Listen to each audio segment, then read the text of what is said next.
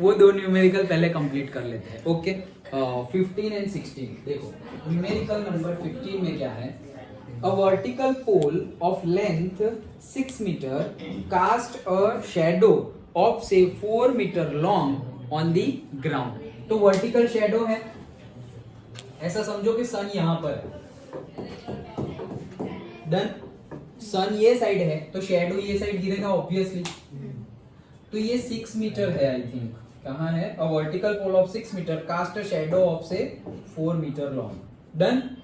On the ground at the same time बोला है, वही टाइम पर a tower cast a shadow, मतलब दूसरा एक टावर है वही टाइम पर. ओके. हाँ, वही टाइम पर बोला है इसलिए क्या होगा?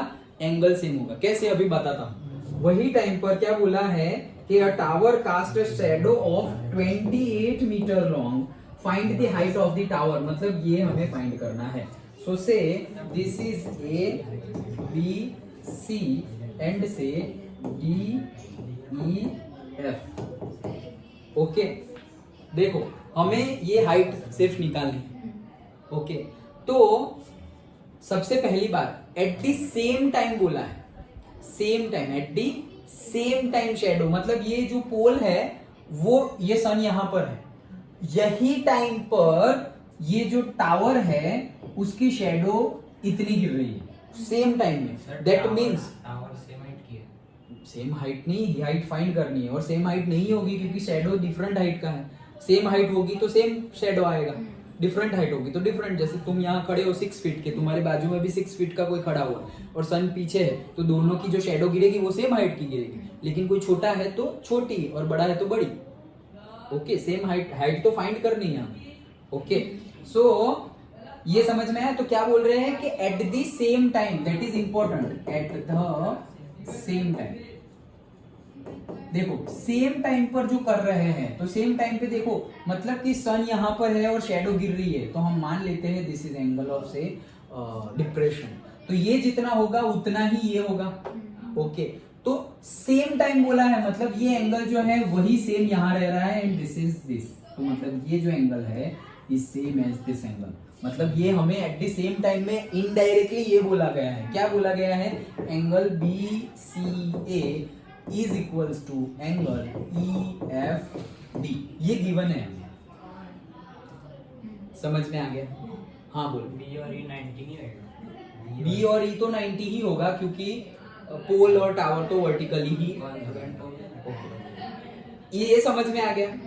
एट द सेम टाइम आया, उसकी वजह से हम ये लिख सकते हैं. अंडरस्टूड? ये समझ में आया?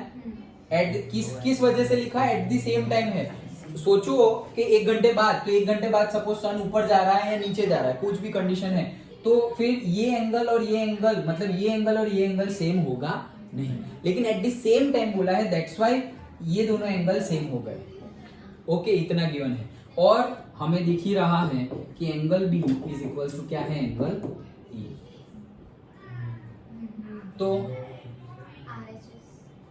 RHS में तो राइट हाइपोटेनियस सेम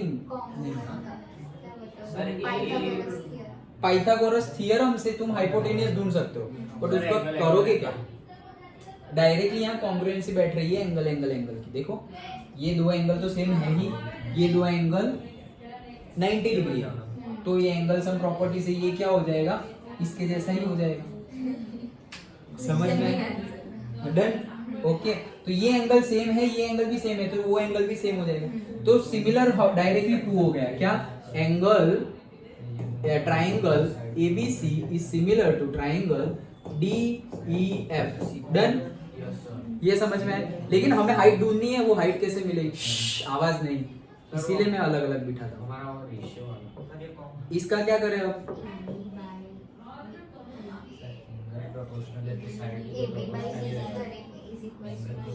हाँ, तो इसी से हमें मिलेगा से AB बाई DE करेंगे is equals to BC by DF, और AC की उसकी जरूरत ही नहीं है. ओके. तो AB की क्या है? 6. DE ढूंढना है. Okay. Then BC 4 and EF 28. So D2E is equals to 28 into 6, 28 into 6 और ये यहाँ से डिवाइड बाई 4 42 मीटर. That is the answer. Done? Simple. Okay. Next numerical देख लेते हैं. 16th one.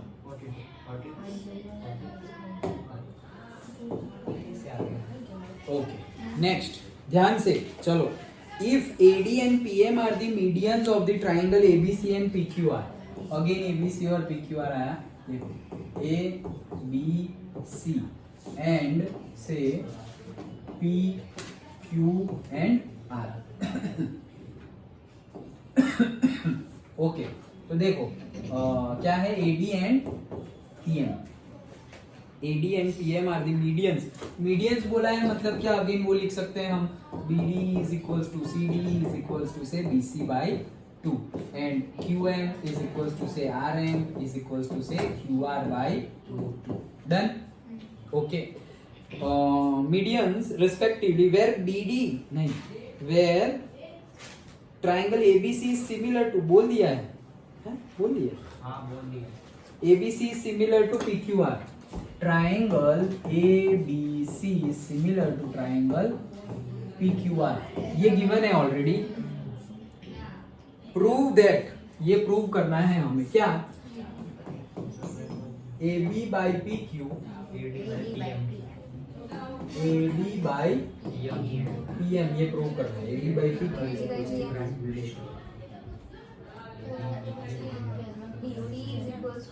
देखो ये तो हमें गिवन है पहले तो गिवन का लिख दो.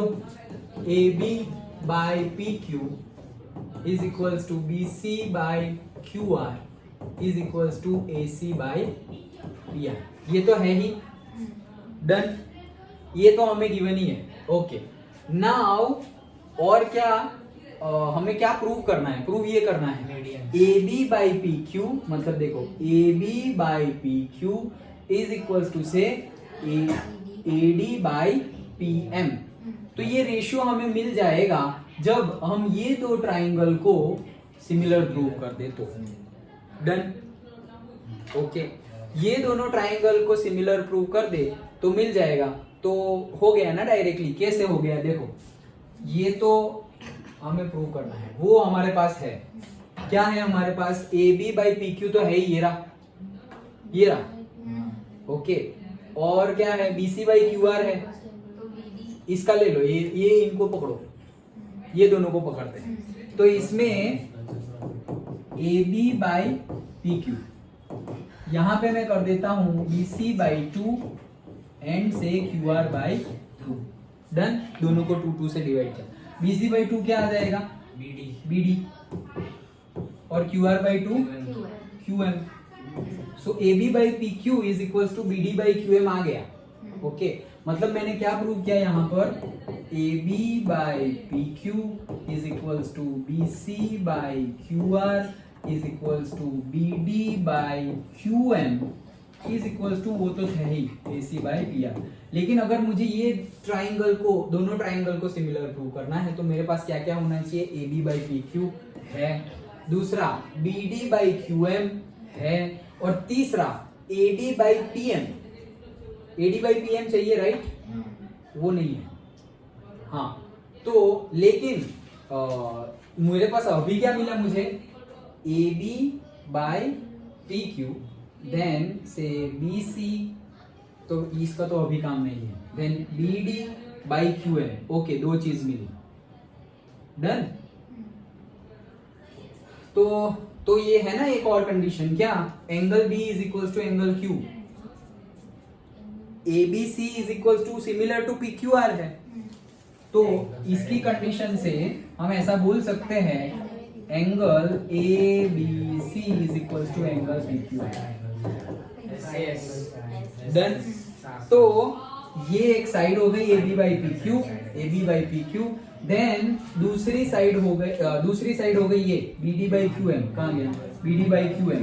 और उनके बीच वाला angle B is equals to angle Q. ये कहां से लाए सिमिलरिटी गिवन है हमें.